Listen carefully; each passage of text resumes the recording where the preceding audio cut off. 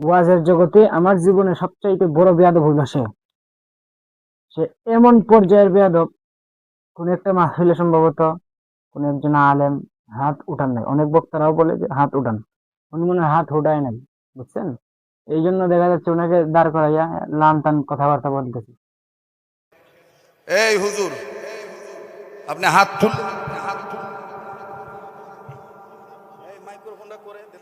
বলেন আপনি কেন হাত তুললেন না? আপনি কামিল পাস, দাওরা পাস, আমার টাইটেল নাই, আসেন টাইটেল দেখি, আসেন, খাড়া হন, দাঁড়ান। এই এগুলার কারণে ঝামেলা। আপনি দাঁড়াবেন, না আমি এখান থেকে নেমে দিয়ে আপনার টুটি চেপে ধরে তুলবো। আমার নাম আব্দুল খালেক।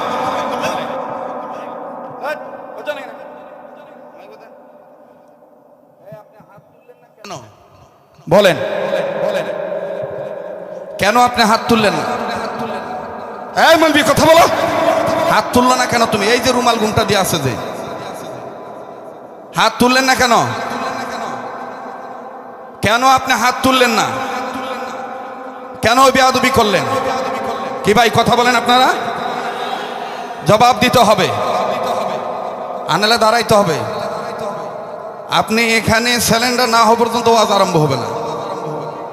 কোনো ভুল নাই, এটা মনের শয়তানি। কি বলেন আপনি এগুলো? যে আমি আপনাদের দোয়ার বরকতে আলহামদুলিল্লাহ ভালো আছি। গত পরশু দিনই আপনাদের অনেকের সাথে আমার দেখা হয়েছিল বাজিতপুর মাদ্রাসার মাহফিলে। সেখানে আমি আপনাদেরকে দাওয়াত দিয়েছি।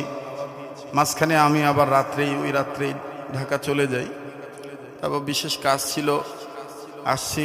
তো আমি জানতে চাচ্ছি, দেরি হওয়াতে, এই দেরিতে কি ঘন্টাখানিক সময় দেওয়া যাবে? তো একটু আওয়াজ দিয়ে বলেন, দেওয়া যাবে তো ইনশাল্লাহ? আল্লাহ আমাদের কবুল করেন, বলে না আমিন। আরেকবার বলে না আমিন। কষ্ট না হলে, অনেকক্ষণ ধরে বসে আছেন, নাড়াচাড়া দেন নাই, একটু দুই হাত উপরের দিকে তোলেন তো। মাশাল্লাহ, টান টান করে ধরেন, টান টান করে ধরেন। আল্লাহ যারা হাত তুলে নেয়, তুমি দেখো আল্লাহ কে কে তুলে নেয়। এই কাবা ধরা হাতের সাথে আপনারা হাত তুলছেন। হ্যাঁ, একটু মোট করে ধরেন, মোট সারেন, মোট ধরেন, মোট সারেন, মোট ধরেন, মোট সারেন। এবার বেহেশতের বাগান সাজানো নিয়ত করে আঙ্গুলগুলো ফুলের মতন ছড়ান। একটু জোরে নাড়া দেন। অনেক হুজুর হাত তুলে নেয়। নামান তো দেখি, ও মৌলবি হাত তুলে নেয় কেন? এই হুজুর, আপনি হাত তুল, মাইক্রোফোনটা করে দিত।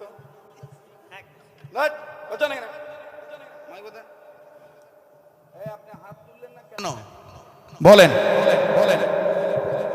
কেন আপনি হাত তুললেন না? এই মলবি, কথা বলো। হাত তুললো না কেন তুমি? এই যে রুমাল ঘুমটা দিয়ে আছে, যে হাত তুললেন না কেন? কেন আপনি হাত তুললেন না? কেন বেয়াদবি করলেন? কি ভাই, কথা বলেন আপনারা, জবাব দিতে হবে, আনালে দাঁড়াইতে হবে। আপনি এখানে সিলিন্ডার না হওয়া পর্যন্ত ওয়াজ আরম্ভ হবে না। কোনো ভুল নাই, এটা মনের শয়তানি। কি বলেন আপনি এগুলো? বলেন আপনি কেন হাত তুললেন না? আপনি কামিল পাস, দাওরা পাস, আমার টাইটেল নাই, আসেন টাইটেল দেখি, আসেন, খাড়া হন, দাঁড়ান। এই এগুলার কারণে ঝামেলা। আপনি দাঁড়াবেন, না আমি এখান থেকে নেমে দিয়ে আপনার টুটি চেপে ধরে তুলবো। আমার নাম আব্দুল খালেক। দাঁড়ান আপনি, এটা আমার মায়ের দেশ। আপনি দাঁড়াবেন, আর নাহলে আমি কিন্তু এখান থেকে নেমে দিয়ে আপনাকে ধরবো। আপনি কেন বেয়াদবি করলেন? আমি বলছি কাবা ধরা হাতের সাথে হাত তুলতে। এখানে সবাই আমার বাপ বয়সী সবাই আছে। কি ভাই, আপনি কেন গারপিয়ালু করে কেন আপনি হাত নামায় রাখলেন? আপনি না সারেন্ডার হওয়া পর্যন্ত এবং ভুল স্বীকার না করলে আমি ওয়াজ শুরু করবো না। এ মাহফিল জমাইতে খুব কষ্ট হয়েছে। এই তুর্কের মতন খুচরা মৌলবীর কারণে ইসলামের এই দুর্দশা। দাঁড়ান, এই কমিটির লোক এখানে কে আছে? ওনাকে যে ওখানে দাঁড়াইতে হবে। উই কে? এখানকার কত বড় শেড আমি দেখি। উই কি ন্যাংরা না লুলা না খোরা না হাতকুড়া? আজকে সাইজ করবো আমি। এদের মিয়া পরাপরির গোষ্ঠী কি নাই? এখান থেকে লাভ দিয়ে টুটি দিয়ে সেবে ধর্ম মিয়া। দাঁড়ান আপনি, আপনি দাঁড়াইতে হবে। হ্যাঁ বাস, এই দেখো মৌলবিক দেখছ? হ্যাঁ বাস, কেন আপনি হাত তুললেন না? নো নো নেবার, আবার মিথ্যা কথা বলেন। আবার ভাই আপনি উল্টা কথা বলবেন না, না তুললে খারাপ কিছু করেন, আপনি আবার সাই দিচ্ছেন কেন? না অবশ্যই আপনার হাত তোলা ঠিক আছে, উনি হাতই তোলে নাই, আবার কই না তুললে মানে কেন তুলবে না? এখানে আমরা সবাই আপন, এখানে কেউ কারো দুশ্মন নয়। আপনি আবার অন্যায়কে সাপোর্ট দেন কেন?